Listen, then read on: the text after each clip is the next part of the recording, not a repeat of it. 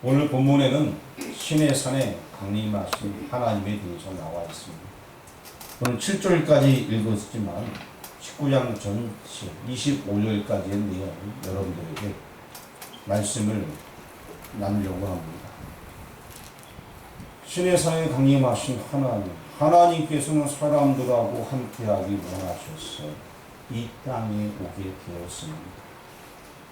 이렇게 신의 산에 강림하였고 또 하나님께서는 사람과 함께하기 위하여서 구약시대에는 성막을 지으라 말하면서 성막 가운데 임재하게 되었습니다.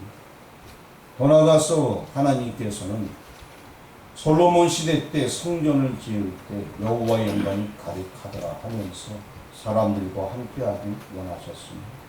그리고 예수님께서 임만을 하실 때 하나님 우리와 함께합니다 하면서 이 땅에 출생하신 때 하나님의 영광이 나타나게 되어 사람들과 함께하는 놀라운 역사가 있었습니다.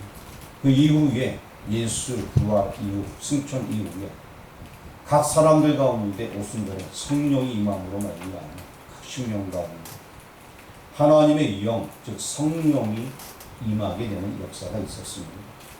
신의 산에 강림하신 하나님은 우리와 함께하기 원하시는 그러한 하나님인 것입니다.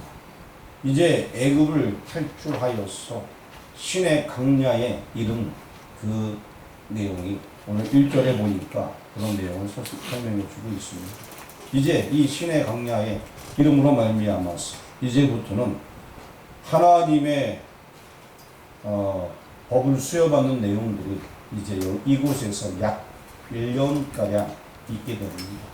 1절에 보이게 되니까 이제 출애굽한 지 3개월 첫날이 되게 되었습니다. 즉 이제 2개월 만에 이곳에 도착하게 된 것입니다. 신의 강야에서 이제 1년 동안 하나님의 법을 받게 되고 성막을 짓는 그러한 시간들이 이제 이어지게 되는 것입니다.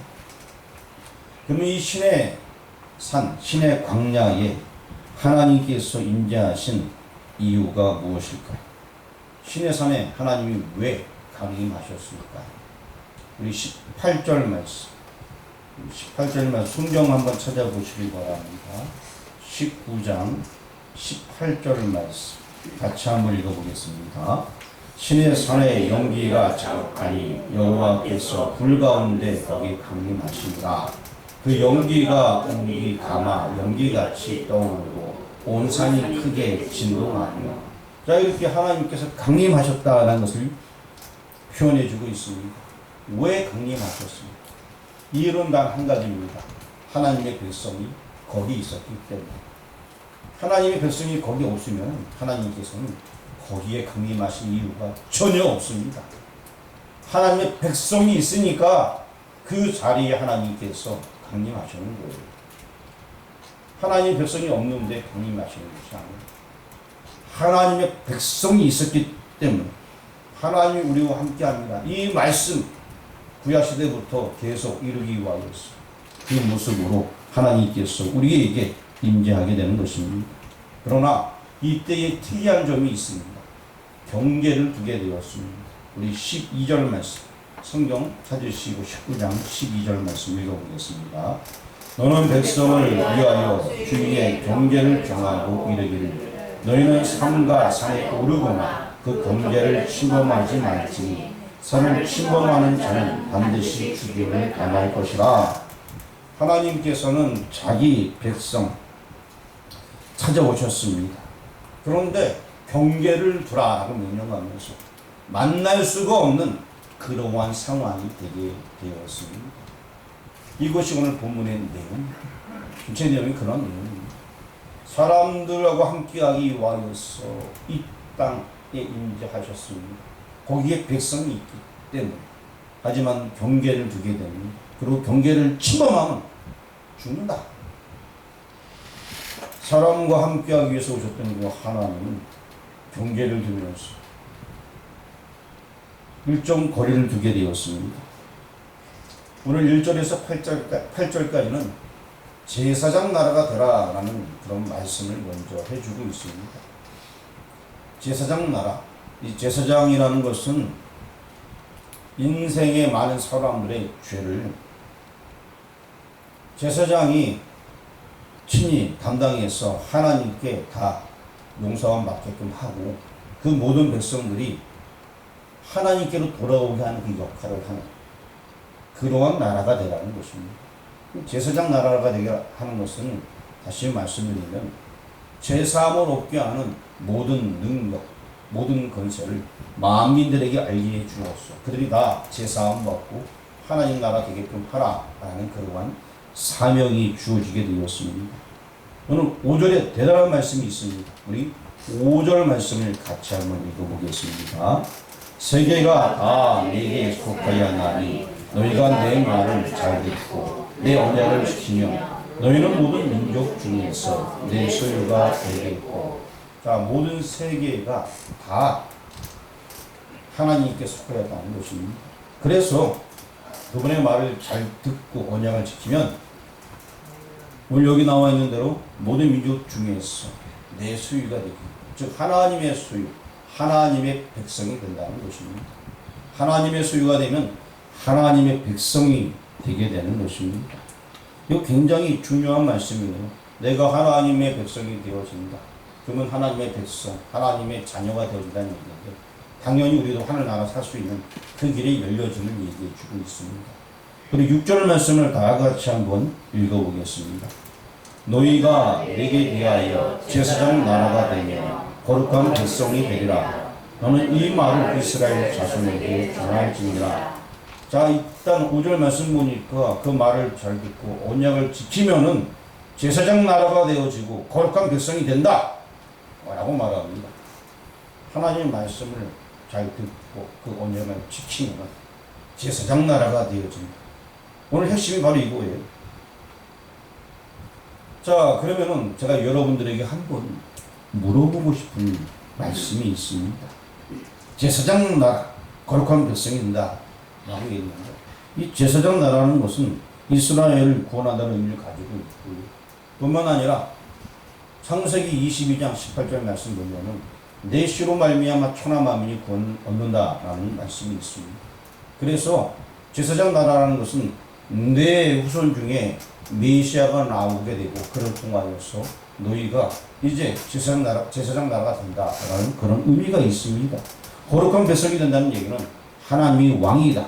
그래서 즉 너희는 하나님 나라 백성이 된다. 이런 의미, 깊은 의미를 가지고 있습니다.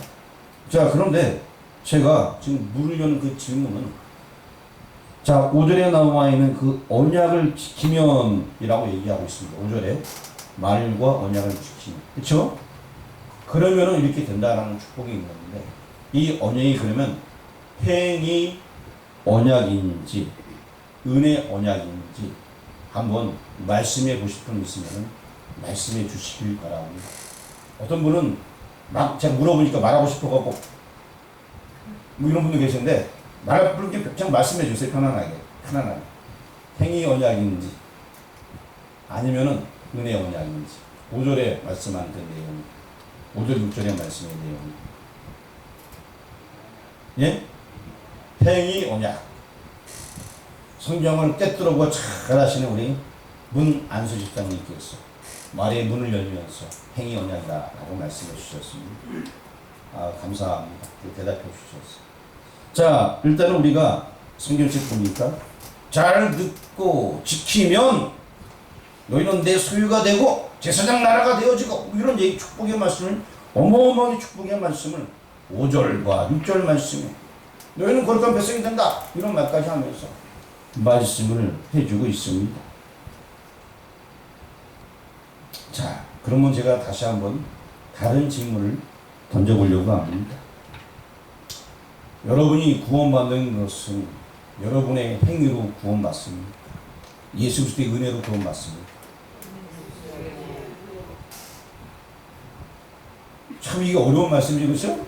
분명히 지키고 뭐 듣고 행하라고 얘기했는데, 그러면 이렇게 제사장 나라가 되고 내 소유가 되고 거룩한 백성이 된다라고 얘기하고 있는데, 여러분도 아시는 대로 우리가 구원 얻는 비결은 내가 멋진 행위를 하였다고, 내가 교회를 50개 지었다고 구원받는 게 아니잖아요. 그렇죠? 예수님 믿어야지만 구원받잖아요. 그렇지 않습니까? 우리 교회 버스 1억 5천짜리를 내가 10대 사도 믿지 못하면 구원 없는 거예요. 무슨 얘기인지 아시죠? 우리 교회를 크게 세워도 교회만 세웠지 믿지 못하면 구원 없어요.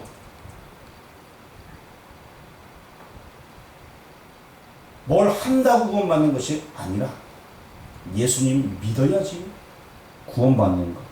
우리는 확실하게 알고 있습니다. 성경 신명기 6장을 한번 7장을 한번 찾아보도록 하겠습니다. 신명기 7장.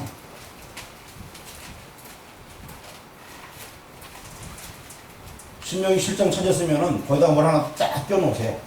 조금 더 볼 거니까.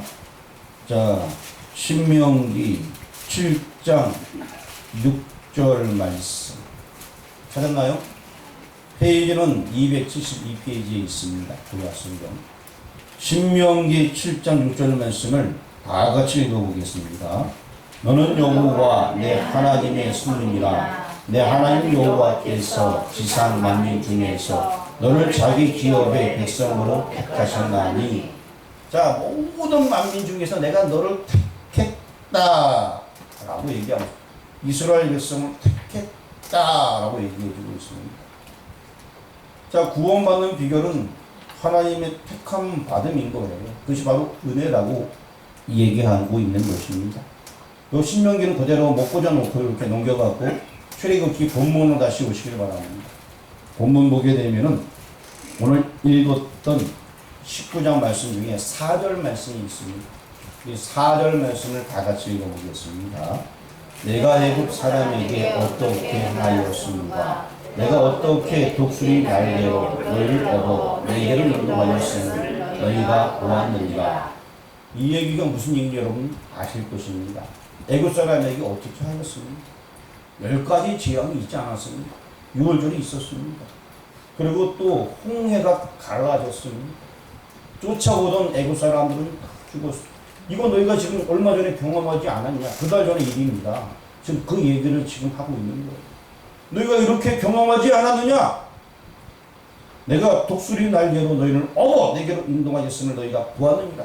독수리 날개로 업어서, 다시 말씀드리면 사람의 방법으로 할 수 있는 것이 아니라 그런 방법으로 내가 너희를 지금까지 인도한 거 너희가 알지 않냐냐? 라고 지금 얘기해 주고 있습니다. 이스라엘 백성이 구원받는 길은 특별한 방법이에요.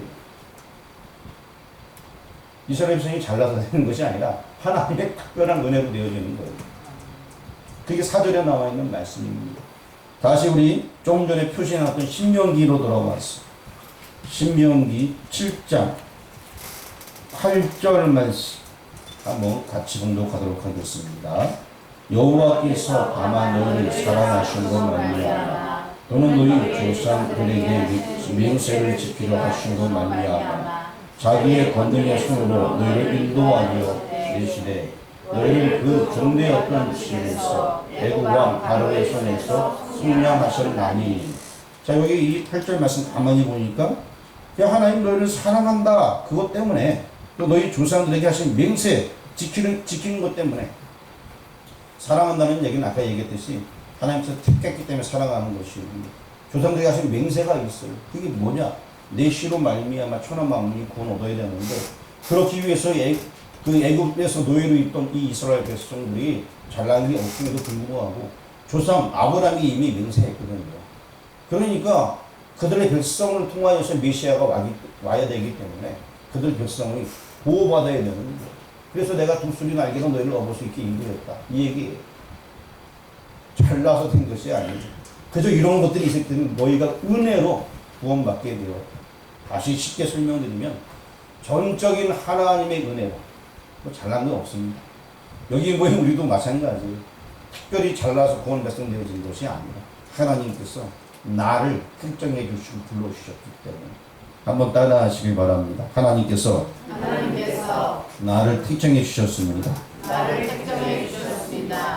얼마나 놀라운 사실입니까?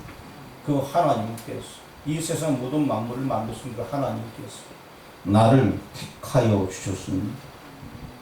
신명기 아직 표시해놨나요? 네. 7장 다시 6절 말씀 6절 말씀 맨 끝에 한 5점만 읽어보겠습니다. 시작. 택하셨나니 하나님께서 여러분 어떻게 했다? 택했다. 택하심으로 가능한 것입니다. 그리고 이제 다시 본문으로 돌아와서 본문의 7절과 8절 말씀을 한번 읽어보도록 하겠습니다. 같이 공독합니다. 모세가 내려와서 백성의 기름을 불러 여호와께서 자기에게 명령하신 그 모든 말씀을 그들 앞에 지수하니 백성이 일제히 응답하여 이르되 여호와께서 명령하신 대로 우리가 다 행하리이다. 모세가 백성의 말을 여호와께 전하매. 자, 백성들이 다 어떻게 한다? 백성들이 다 행한다, 안 행한다? 행한다라고 얘기했어요. 자, 다시 5절 말씀 보게 되면은 내 말을 잘 듣고 내 언약을 지키며 하리라고 얘기했는데 거기에 대해서 이스라엘 백성들이 8절 말씀에 다 어떻게 한다? 행하겠다라고 얘기합니다. 그런데 행했어요? 못 행했어요? 못 행했습니다. 시대가 지나가면서 어떻게 되었습니까? 우상을 섬기게 되었습니다. 이스라엘 백성. 또 남북 이스라엘로 갈라지기도 하였고 북쪽에서는 이방 신상을 들여왔습니다. 그래서 북이스라엘이 먼저 멸망하게 되고 남유다도 완전히 성전까지 불타면서 멸망하게 되었습니다. 지금 이 모세 시대 때가 있었고 이 시대에 1500년이 지난 다음에 북쪽, 남쪽, 이스라엘 전부 다 멸망하게 되었습니다. 행하겠다고 얘기했는데 행하지 못했기 때문에. 그런데 그럼에도 불구하고 구원받은 자들이 있다는 것. 그래서 그것이 바로 은혜 언약이라는 것입니다. 행위 언약이 아니라. 행하겠다고 얘기했습니다만 우리가 성경 역사를 보게 되면 이렇게 표현합니다. 이거 제가 얘기한 건 아니고 예전에 아주 칼빈이라는 분이 얘기했습니다. 우리 인생은 전적 타락이다. 전적 타락이라고 얘기해요. 전적 무능, 능력이 없다. 구원받을 능력이 없다. 전적 무지, 너무나 무지해서 하나님을 제대로 볼 수 없다. 하나님을 알게 하는 것도 하나님께서 우리에게 말씀해 주셔서 안다 라고 표현하고 있습니다. 우리 자력으로 할 수 있는 게 아무것도 없다 라고 칼빈 선생님이 얘기했어요. 그리고 아무리 안다 해봤자 하나님을 얼마큼 알겠느냐. 모른다는 거예요. 하나님이 알려주셔야지만, 보여주셔야지만 안다. 그게 보여준다는 것이 계시라는 거예요. 하나님의 계시. 그 계시가 뭐냐? 성경 66권 말씀입니다. 알려주어지만 안다.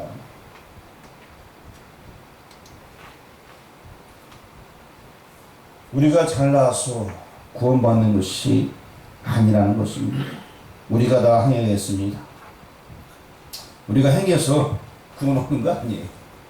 말은 행했지만 실제 그 말씀대로 잘 못 살았습니다. 하나님께서 또 참고 계속 잘못 가지만 계속 참다가 결국에는 그 나라를 멸망시키고 포로로 끌려가게 하셨다. 보호해 주셨다. 다시 포로 귀환해서 다시금 시작하게 만들어 주셨습니다. 인간으로는 안 된다는 것을 보여주셨습니다. 우리가 성경 보게 되면은 베드로가 이제 무리로 뛰어내는 내용이 나옵니다. 예수님이 내니 두려워 마라 얘기하니까 예수님이요. 무리에 오신 예수님은 뛰어갑니다. 그러다 어떻게 됐어요? 빠져버렸어요. 그게 우리 인생이라는 거예요. 무슨 얘기인지 아시겠어요? 우리는 빠질 수밖에 없는 존재예요. 넘어질 수밖에 없는 존재예요. 그것을 성경에서 얘기해 주고 있는 거예요. 예수님이 건져주셔야지만 사는 거예요. 다른 길이 없음을 여기 이 구약 성경부터 신약 성경까지 쭉 얘기해 주고 있습니다. 사람이 뭘 어떻게 하겠어요? 하나님이 도와주니까 조금 무리를 걸었다고 자만해서는 안 됩니다. 우리 인생은 어차피 빠진 인생. 할 수 없는 연약한 존재입니다. 예수님이 야, 너 왜 거기 있어? 나와. 이래야지만 살 수 있는 거예요. 다른 길은 없습니다. 예수님밖에. 그러면서 이제 오늘 중간 부분에 16절 이하에서는 아론과 함께 올라오라 라고 말씀하고 있습니다. 그리고 또 그 사이에 9절에서 15절 사이에는 지경을 범하지 말라라는 말씀을 하고 있는데, 특별히 아까 읽었던 12절 말씀에 지경을 범하게 되면은, 침범하게 되면 반드시 어떻게 된다? 죽임을 당한다. 그리고 또 13절에도 마찬가지로 짐승도 그렇고 누구든지 거기를 넘어오면 안 된다는 것을 정확하게 얘기해주고 있습니다. 경계를 정하라. 침범하지 말라. 죽임 당한다. 엄청난 무서운 이야기가 나와 있습니다. 22절도 한번 읽어보도록 하겠습니다. 22절 시작. 또 여호와에게 가까이 하는 제사장들에게 그 몸을 선별하게 하라. 나 여호와가 그들을 칠까 하노라. 굉장히 두려운 하나님을 보이죠. 24절을 읽어보겠습니다. 여호와께서 그에게 이르시되 가라. 너는 내려가서 아론과 함께 올라오고 제사장들과 백성에게는 경계를 넘어 나 여호와에게로 올라오지 못하게 하라. 내가 그들을 칠까하노라. 경계 넘어오지 못하도록 칠까하노라. 이런 얘기를 하고 있습니다. 차라리 그러면 하나님 이 땅에 내려오지 말지요. 너무 무서워서 어떻게 합니까? 경계의 내용들이 있는 거예요. 경계를 딱 주고서 침범하지 마라. 이렇게 하나님께서 말씀하시는 의도가 뭘까요?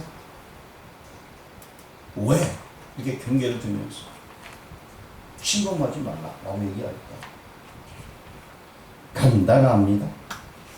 우리 인간으로 깨우치게 하도록 하기 위해서 그렇게 하는 거예요. 우리 인간이 죄가 있어 거룩하신 하나님 앞에 가까이 갈 수 없음을 나타내주고 있는 것입니다. 죄인된 인간이 어떻게 하나님 앞에 가까이 나갈 수 있습니까? 그렇게 하나님 앞에 나갈 수 없음을 깨우치도록 하기 위하여서 죄인된 인간. 그것 때문에 이렇게 경계를 두고 있는 것입니다. 하지만 24절 좀 전에 읽었는데 아론은 허락했습니다. 아론은 왜 허락을 했을까요? 아론은 대제사장이었습니다. 여러분 구약시대 때 성막에서 예배드릴 때에 아직 성막 지금 만들기 전이지만 성막이 지어지고 나서 예배드릴 때에 1년에 한 차례만은 대제사장이 지성소에 들어갈 수 있었습니다. 인생의 모든 죄를 이제 동물 대신 잡고 그 피를 가지고서 이제 대속죄일에 지성소에 들어가는 그 일을 대제사장이 하게 되었습니다. 이것은 예표였습니다. 우리 죄를 대신하기 위하여서 오실 메시아의 예표, 즉 그림자였습니다. 그러하기 때문에 이 대제사장이었던 아론은 그 경계에 올라오라 라고 말씀하는 거예요. 예표로서. 즉 앞으로 오실 메시아, 그가 이제 우리 죄를 친히 담당할 것이다 라는 것. 사람으로 있는 대제사장은 그 역할을 감당할 뿐이지만 완벽하지는 아니합니다. 그래서 히브리서 9장에 보게 되면 진승으로 하는 것이 아니라 단번에 그 제사를 이루신 분이 바로 예수 그리스도이심을 설명해 주고 있습니다. 히브리서 9장 11절에 설명해 주고 있습니다. 앞으로 오실 메시아의 예표로서 지금 아론이 쓰임 받은 것입니다. 대제사장이니까. 하지만 진정한 대제사장은 바로 예수 그리스도이십니다. 그분이 오심으로 말미암아서 우리의 모든 죄를 단번에, 짐승의 피가 아니라, 구약의 대제사장은 누구 피를 가지고 들어갔어요? 지성소에. 누구 피? 김나희 지사님 누구 피 갖고 들어갔어요? 짐승의 피를 갖고 들어갔죠, 대제사장들은. 그런데 예수님은 자신의 피로 말미암아서 하나님이 아들이시는데 자신의 피로 말미암아서 죄가 없는 그 피로 말미암아서 단번에 들어가신 것 말미암아 우리의 죄를 사하게 되었습니다.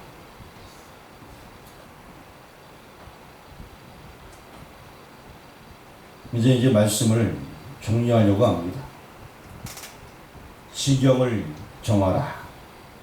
아론과 함께 올라오라. 하나님과 사람 사이에 경계가 있었습니다. 그것은 죄라는 것입니다. 아론과 함께 올라와라. 아론은 바로 앞으로 오실 메시아의 즉 참 대제사장의 예표였습니다. 그래서 아론이 올라갈 수 있게 되는 것입니다. 결국 이제 그로 말미암아 가로막힌 이 경계가 완전히 풀어지게 되는데 구약시대 내내는 그 경계가 안 풀어졌어요. 그렇죠? 짐승의 제사가 계속 드려졌습니다. 하지만 실체이신 메시아 즉 예수님께서 오셔서는 그 경계가 풀어지고 위로부터 아래로 성수휘장이 쫙 찢어지고 말미암아 누구나 담대히 성수에 나아갈 담력을 얻게 되었다라고 히브리서에서 말씀을 해주고 있습니다. 우리가 하나님 앞에 나아갈 수 있는 유일한 방법, 대제사장이신 예수님밖에 다른 길이 없음을 이 출애굽기에서도 출애굽기 19장에서 우리에게 말씀해 주고 있습니다. 이 구약 성경에도 계속해서 우리에게 복음 제시를 해주고 있는 것입니다.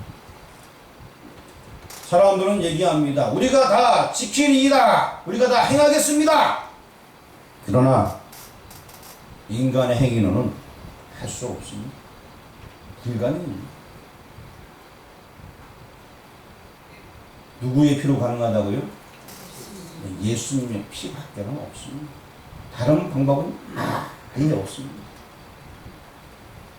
예수의 피로 말미암아 이젠 담대히 하나님 앞에 나아갈 수 있게 되었습니다. 그 예수님이 이 땅에 오시고 부활승천하신 다음에 그 다음엔 어떤 일이 벌어졌습니까? 교회 시대가 열려지게 되어 누구나 담대히 하나님 앞에 나올 수 있게 되었습니다. 뿐만 아니라 이제 하나님의 영, 즉 성령님께서 하나님의 영이 구약 성경에는 성전 안에만 가득했습니다. 그래서 모세도 다른 사람 제사장들로 들어가기 어려웠어요. 못 들어가는 거예요. 하나님의 영이 가득하니. 하지만 신약 시대에는 그 하나님의 영, 성령이 어디에 임하게 되었습니까? 각 심령에게 임하게 되었습니다. 그래서 우리가 예수님 어디 계십니까? 내 마음속에. 예수님이 나와 함께 하셔요. 예수님 외에는 우리가 살 길이 아예 없습니다. 임마누엘 그 하나님 우리와 함께 계신다. 그게 무엇이냐? 그 예수님이 내 안에, 내가 그 안에 있는 겁니다.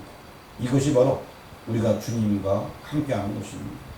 신의 산에 강림하신 하나님은 더 이상 신의 산에만 안주하시는 것이 아니라 이제 그분이 성령으로서 우리와 함께하는 하나님이 되어주셨습니다. 내가 잘나서 구원받은 것이 아니에요. 전적으로 모든 것이 하나님의 은혜인 것입니다. 우리 인생은 전적으로 타락했습니다. 전적으로 무능합니다. 전적으로 무지합니다. 하지만 하나님의 은혜로 구원받게 되었습니다. 그 은혜를 여러분 누리며 살아가시길 바랍니다. 신의 산에 강림하신 하나님은 지금 저와 여러분 가운데 함께 하십니다. 그 축복을 누리며 살아가는 모두가 되길 주의 이름으로 축원합니다. 기도드리겠습니다. 나와 함께 하신